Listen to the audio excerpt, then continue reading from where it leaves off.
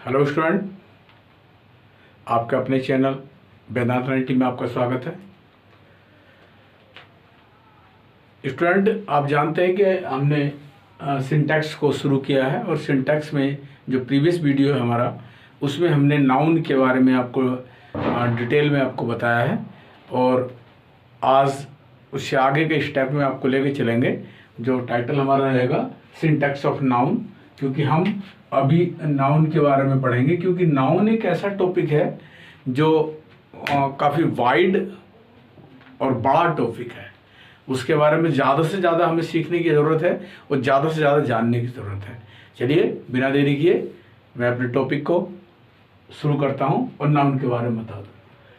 देखिए my dear, जैसे कि हमने जान लिया था कि कल आपको बता दिया था, आज हम शुरू वहीं से करेंगे। इनके टाइप्स ऑफ नाउन की अगर हम बात करें तो टाइप्स ऑफ नाउन है कि नाउन हमारे पास कितने प्रकार के होते हैं। तो हमने जो डिटेल वीडियो में हमने पढ़ा था, प्रीवियस वीडियो में डिटेल में हमने पढ़ा नाउन के बारे में।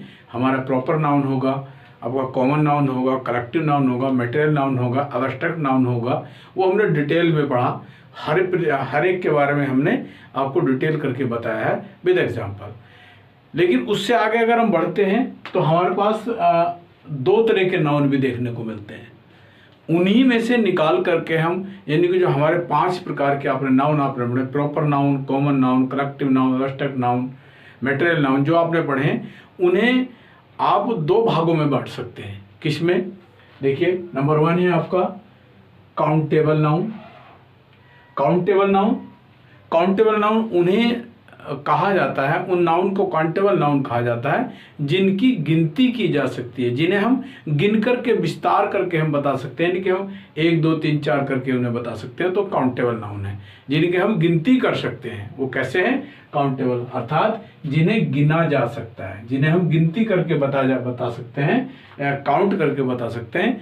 तो यानी कि कक्षा में कितने लड़के, काउंटेबल नाउन। कक्षा में कितने लड़के, तुम्हारे पास कितने पैसे, काउंटेबल नाउन। तो ये क्योंकि हम इन्हें काउंट करके बताएंगे। कितना दूध, दूध। कितनी चीनी, चीनी। चीनी के दाने काउंट नहीं किए जाएंगे, उसे तौला जाएगा, मापा जाएगा। तो उसकी गणना नहीं की जा सकती, उसे मापा जाएगा। तो वहां पर वो अनकाउंटेबल नाउन होगा। तो दूसरा पॉइंट हमारे पास क्या है? काउंटेबल नाउन के बाद अनकाउंटेबल नाउन। अनकाउंटेबल नाउन जिसे, यानी कि जिन्हें गिनती नहीं की जा सकती, जिन्हें हम गिनकर नहीं बता सकते। जैसे अभी बात की जाए कि जैसे एक अनकाउंटेबल, यानी कि भीड़ है, क्राउड है, मूव है, तो उसे कहाँ रखोगे आप? क्योंकि मूव तो बहुत सारे लोगों से मिलकर बनी है, तो उसे हम अनकाउंटेबल लेके जाएं, क्योंकि वो असंख्य लोगों की भीड़ है। तो उसमें हम गिनती नहीं कर सकते, काउंट नहीं कर सकते। मूव की कोई सूरत नहीं होती, क्राउड की कोई सूरत नहीं होती, वो असंख्य होते हैं, उसमें हमारे पास उसका कुछ भी हमारे पास गिनती नहीं होती। तो कैसा है? अनकाउंटेबल नाउन है। कौन है? अनकाउंटेबल, यानी कि जिन्हें गिनती नहीं किया जा सकता, जिन्हें गिनकर नहीं बताया जा सकता। देखिए एग्जाम्पल दिया हमने, क्या कहा? There is a light, there is a light by on my bed. यानी कि मेरे बेड के ऊपर, मेरे बेड पर एक लाइट है। एक लाइट है, यानी कि पूरे कमरे में बेड के पास या बेड के ऊपर मेरे एक लाइट, यानी कि एक बल्ब लगा हुआ है। यहाँ पर कैसा हो गया? हमारा काउंटेबल नाउन हो गया। कैसा नाउन है? काउंटेबल नाउन है, क्योंकि वो कह रहा है एक बल्ब की बात करता है। There is a light, a light से मतलब है एक बल्ब। तो पूरे कमरे में मेरे बेड के पास या बेड के ऊपर एक मेरे पास लाइट है, यानी कि एक बल्ब है। और इसी का दूसरा एग्जाम्पल है, इसी से मिला हुआ बिल्कुल। There is no light, there is no light in the room. कमरे में कोई लाइट नहीं है। कोई लाइट से, यहाँ लाइट का मतलब हो रहा है बेटा प्रकाश। यहाँ कोई की बात चल रही है, प्रकाश की बात कर रही है। यहाँ कोई बल्ब नहीं है, तो प्रकाश हमारे, उसे हम माप नहीं सकते, उसका कोई हमारे पास मापक नहीं है। वो अनकाउंटेबल नाउन गिनती किया जाएगा। कैसा है? Uncountable noun. तो कैसा है ये? नो लाइट, नो लाइट से मतलब है कोई प्रकाश, प्रकाश की यहाँ पर बात कर रहे हैं हम। तो प्रकाश, प्रकाश एक अनकाउंटेबल नाउन है। कैसा है? एयर अनकाउंटेबल नाउन है, वाटर अनकाउंटेबल नाउन है। तो हम नहीं माप सकते, उसे गिनती करके नहीं बताया जा सकता। चलिए दूसरा एक एग्जांपल और है इसमें, देखिए माई हाउस इज बुल्ट, मेरा जो घर है वो बना हुआ है ऑफ स्टोन, कैसे बना है, पत्थर से बना है। तो वहां पर कोई संख्या नहीं बताई जा रही है पत्थर की, यहाँ कोई यहाँ पर संख्या माप कर आपको नहीं बता रहे हैं कि इतने हजार पत्थर लगे हैं या इतना पत्थर लगा है, बस पत्थर का बना है, ये अनकाउंटेबल नाउन होगा। चलिए माय डियर, तो हमने काउंटेबल और अनकाउंटेबल को आपको बताया कि काउंटेबल क्या होगा जिसे हम गिनती करके जान सकते हैं, और अनकाउंटेबल वह नाउन होगा जिसकी हम गिनती नहीं कर सकते हैं। यानी कि हेयर की बात करें अनकाउंटेबल है, क्या है, हेयर अनकाउंटेबल है। और आप फिंगर की बात करें, how many fingers you have, कितनी उंगलियां तुम्हारे पास है भाई, तो आप गिन के बता सकते हो जी 4, कितना, 4 या 5 अंगूठे को लेंगे पूरे को, अगर पूरे की बात करें तो 5 फिंगर, क्या करेंगे, 5 फिंगर की हम बात करेंगे। तो यहाँ हम इस चीज को जान लिया हमने कि जिसे गिना जा सकता है वो काउंटेबल है और जिसे नहीं गिन सकते वो अनकाउंटेबल है। चलिए हमारे नेक्स्ट पॉइंट इसमें हम लेंगे फंक्शन ऑफ नाउन, कैसे फंक्शन करता है नाउन, नाउन कैसे वर्क करता है, कैसे वर्क करता है, how does the noun work in the sentence, एक सेंटेंस में नाउन कैसे काम करता है एंड कहाँ काम करता है और कहाँ कहाँ काम कर सकता है।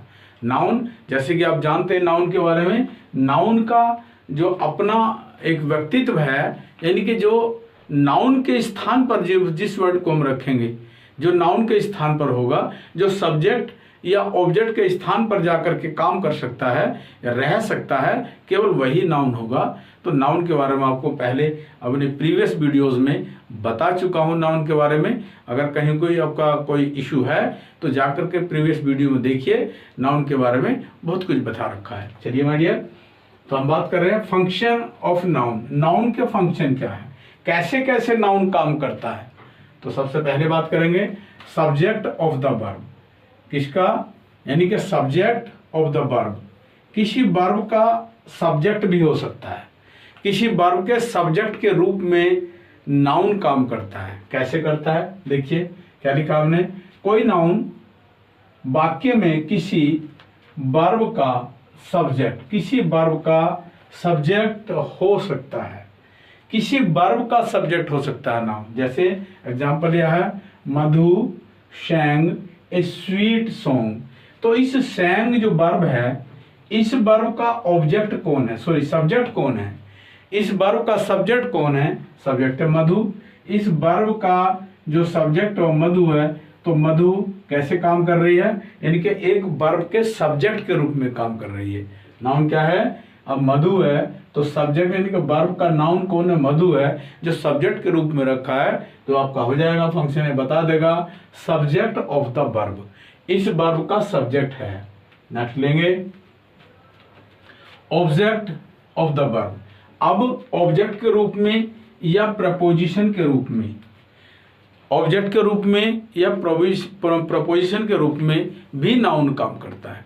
यानी कि ऑब्जेक्ट तो आप जानते हैं, क्या क्या लिखा, देखिए कोई नाउन, यानी कि कोई नाउन में किसी वर्ब का, वर्ब या प्रपोजिशन का ऑब्जेक्ट हो सकता है, किसी प्रपोजिशन का या किसी आपका देखिए क्या लिखा हमने, कोई नाउन में किसी वर्ब का ऑब्जेक्ट हो सकता है, वर्ब का ऑब्जेक्ट यानी कि एक ऑब्जेक्ट हो सकता है और प्रपोजिशन का भी ऑब्जेक्ट हो सकता है, प्रपोजिशन का ऑब्जेक्ट हो सकता है, प्रपोजिशन भी अपने साथ में ऑब्जेक्ट लेती है। एग्जांपल आपके सामने है, ही हेल्प्ड मोहन, तो मोहन एक नाउन है, इस नाउन का यानी कि वर्ब का ऑब्जेक्ट कौन है, मनोज है, क्या है, मनोज है। Helped, he helped Manoj, helped Manoj, किसकी मदद की, तो इस वर्ब का जो ऑब्जेक्ट है वो मनोज है। नेक्स्ट सेंटेंस देखिए, वी टॉक टू रवि, ये हमारे पास क्या है, देख रहे हैं आप, ये हमारे पास प्रपोजिशन है, टू प्रपोजिशन है, और इस टू का प्रपोजिशन का ऑब्जेक्ट कौन है, रवि है। तो नाउन प्रपोजिशन के रूप में भी काम करता है और ऑब्जेक्ट के रूप में भी काम करता है। दोनों तरह से काम करता है। और हमें नाउन के बारे में ज़्यादा से ज़्यादा सीखने की आवश्यकता, बहुत कुछ सीखने की आवश्यकता है। ये बहुत बड़ा वाइड चैप्टर है, वाइड टॉपिक है, इसे हमें बहुत ही डीपली सीखना है। चलिए आगे लेके चलता हूँ, आपको और विस्तार से बताएंगे इसमें।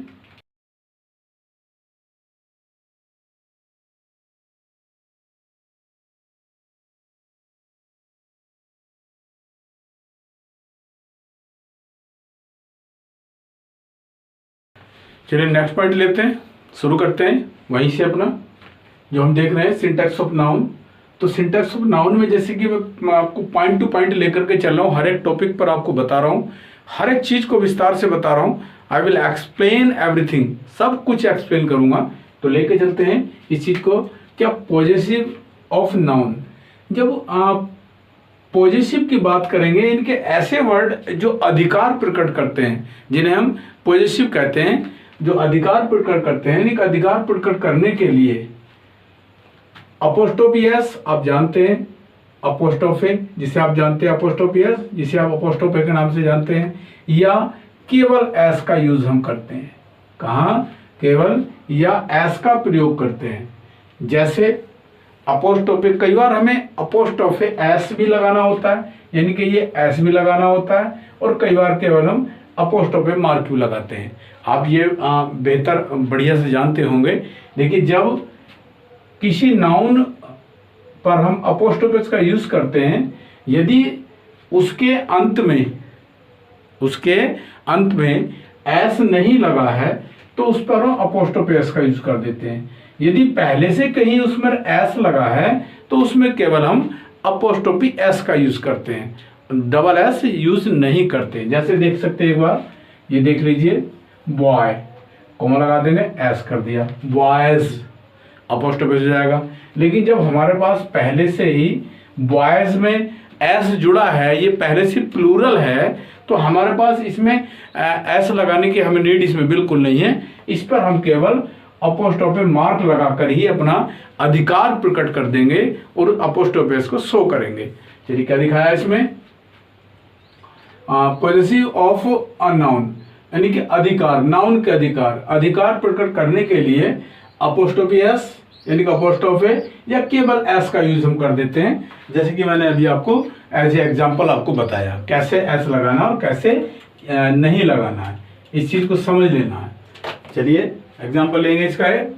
देखिए यहाँ लिखा है राम्स हाउस, तो ये जो अपोस्ट्रोफी एस लगा है, ये पर ध्यान दीजिए। जैसे कि मैंने अभी आपको बताया, क्योंकि राम के अंत में कोई एस नहीं है और इस पर अधिकार दिखाना है, इनका पॉजिटिव दिखाना, हमें वहां पर अधिकार प्रकट करना है, तो राम पर एस लगा देंगे, अपोस्ट्रोफी एस का यूज हम कर देंगे। यानी कि Ram's house is very big. My dear, इसका एक चीज और आप समझ लेंगे, यानी कि अपोस्ट्रोफी एस का यूज हम केवल यानी कि लाइफनेस यानी कि जीवित वस्तुओं के लिए, जीवित लोगों के लिए हम करते हैं। वस्तुओं पर इसका कोई यूज नहीं किया जाता। अगर वस्तु की कहीं बात करेंगे तो वहां पर हम यानी कि ऑफ का यूज करके हम बात करेंगे। द हाउस ऑफ, हाउस पे अपोस्ट्रोफी नहीं लगा सकते आप, द हाउस ऑफ राम कर सकते हो। आप क्या करेंगे, द हाउस ऑफ राम कर सकते हो, द मार्कर ऑफ मोहन कर सकते हो, द बाइक ऑफ सोहन कर सकते हो, लेकिन बाइक्स मोहन नहीं कर सकते आप। इस चीज का ध्यान रखेंगे। आप ये बिल्कुल नहीं गए थे, यानी कि द फोन ऑफ मोहन हो सकता है, मोहन्स फोन हो सकता है, बट फोन्स मोहन नहीं हो सकता। इस चीज का ध्यान रखना है। तो हमें इस चीज को बहुत ध्यान से देखना है। आगे चलिए, देयर इज राम्स पेन। यहाँ देखिए राम भी क्या है, एक व्यक्ति है, यानी कि जीवित है, जिसमें जीवन है, उसका हमने यूज किया और उस पेन को लिया है। इसे पलटकर आप ऐसा जरूर कह सकते हो, द पेन ऑफ राम। देखिए रूल अलग हो जाएगा, ये नियम अलग हो जाएगा, लेकिन मेरे को बताने का यहाँ जरूरी है, क्योंकि वस्तु पर अपोस्ट्रोफी का कोई यूज नहीं होता, केवल मनुष्य पे किया जाता है। लेकिन जब कहीं वस्तु का कोई मामला ऐसा बन जाता है तो उसे ऑफ लगा करके हम दूसरे रूल से, दूसरे नियम से उस अधिकार को प्रकट करते हैं। जैसे कि यहाँ द पेन ऑफ राम, यहाँ पेंस राम नहीं कर सकते, ध्यान देना है। चलिए आगे बढ़ते हैं।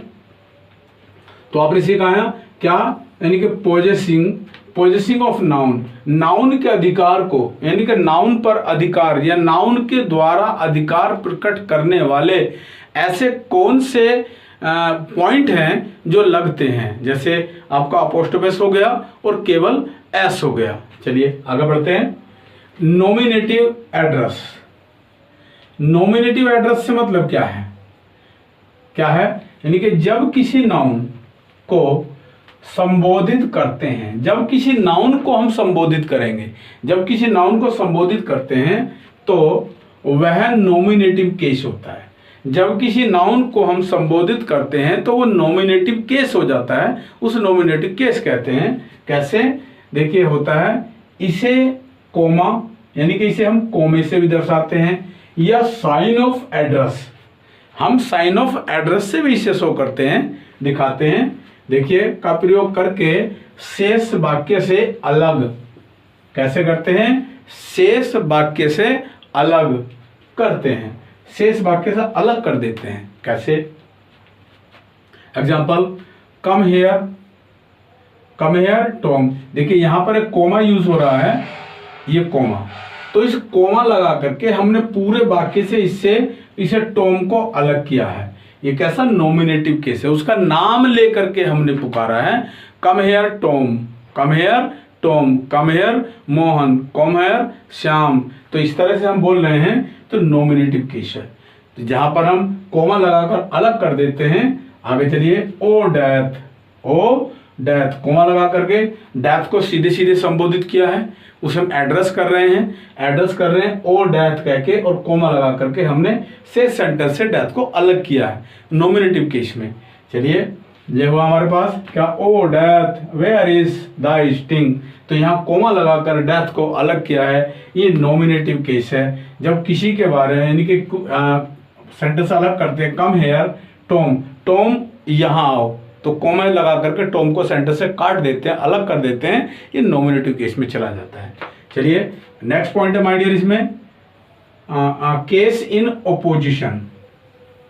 केस इन ओपोजिशन, ओपोजिशन मतलब जो एक रिलेशन दिखाता है, जो एक रिलेशन को शो करता है, उसे केस इन ओपोजिशन कहते हैं। जो रिलेशन शो करता है, रिलेशन दिखाता है। कैसे, देखिए जब एक नाउन किसी दूसरे नाउन को, जब एक नाउन किसी दूसरे नाउन के बाद आकर, एक नाउन किसी दूसरे नाउन के बाद आकर उसका वर्णन करे, क्या करे, उसका वर्णन करे, तब वर्णन करने वाला जो नाउन है, वर्णन करने वाला जो नाउन है पहले नाउन के ओपोजिशन, ओपोजिशन मतलब रिलेशन, ओपोजिशन मतलब रिलेशन, रिलेशन में आता है। जैसे एग्जांपल लिया हमने मिल्टन, कौन लगाया, और मिल्टन के बारे में हम बता रहे हैं, एक ग्रेट पोएट। कौन है, great poet. Case in opposition, तो इसका एक ग्रेट पोएट का रिलेशन किससे है, इसका रिलेशन मिल्टन से है। इस ग्रेट पोएट का रिलेशन किनसे बना, मिल्टन से बना। तो मिल्टन ने एक, मिल्टन और एक पोएट के बीच में, दोनों के बीच में एक रिलेशन है, उस रिलेशन को दिखाने के लिए कोमा लगा करके अलग अलग किया है। तो ये क्या हमारा केस इन ओपोजिशन कहेंगे, क्या बोलेंगे इसे, केस इन ओपोजिशन कहेंगे। Milton comma a great poet comma is read even today, यहां तक कि अब तक पढ़ा जाता है मिल्टन को। Yes, my dear, Milton was a great poet, and we and all students and reader reads Milton today. आज भी पढ़ते हैं। चलिए क्या होता है, मिल्टन कोमा लगा करके अलग कर दिया है, एक ग्रेट पोएट हैं, अलग कर दिया है उसे। और देखिए हरी में कोमा लगाया तो अलग किया, माय फ्रेंड, माय फ्रेंड यानी कि फ्रेंड कौन है, हरी है। रिलेशन किसका है, फ्रेंड और हरी का है। किसका है रिलेशन, फ्रेंड और हरी का रिलेशन है, दोनों का रिलेशन है। तो ऑपोजिशन में हो गया इज रीचिंग हेयर सून, यानी कि यहाँ पहुंच रहा है, जल्दी। तो यहाँ अपोजिशन का यूज हमने किया है, कोमा लगा करके दोनों को अलग किया है, और यहाँ हरी का रिलेशन इससे दिखाया है, फ्रेंड से। तो यहाँ हमारे पास इस चीज को समझने के लिए हमने एग्जाम्पल लिया है और एग्जाम्पल के माध्यम से सारी चीजों को एक्सप्लेन किया है। माय डियर, एक एक पॉइंट को मैं लेकर के चल रहा हूँ, ऐसा नहीं कि सब कुछ गड़बड़ घोटाला करके गोल मोल करके कहीं से कुछ बढ़ा के कहीं से कुछ बढ़ा के कहीं से कुछ जोड़ के कहीं से कुछ जोड़ के, ऐसा नहीं। मैं एक एक पॉइंट पर आपको लेके चलूँगा, बहुत ही विस्तार से, बहुत डीपली हर एक पॉइंट को लेकर के चलूँगा। तो यहाँ आज जो हमने पढ़ा है, ये हमने पढ़ा है फंक्शंस ऑफ द नाउन। क्या पढ़ा? फंक्शन ऑफ द नाउन के बारे में हमने पढ़ा, और इसे आप विस्तार से पढ़िए, 1 से 2 बार वीडियो को देखिए, सारी चीज़ समझ में आएगी। क्योंकि आगे प्रैक्टिस के लिए भी मेरी तैयारी है, प्रैक्टिस बैच भी आपके में लूँगा। अभी केवल मैं बेस करा रहा हूँ आपका। जब तक आपका बेस मजबूत नहीं होगा, बेस स्ट्रॉन्ग नहीं होगा, तब तक आप प्रैक्टिस में मज़ा नहीं आएगा।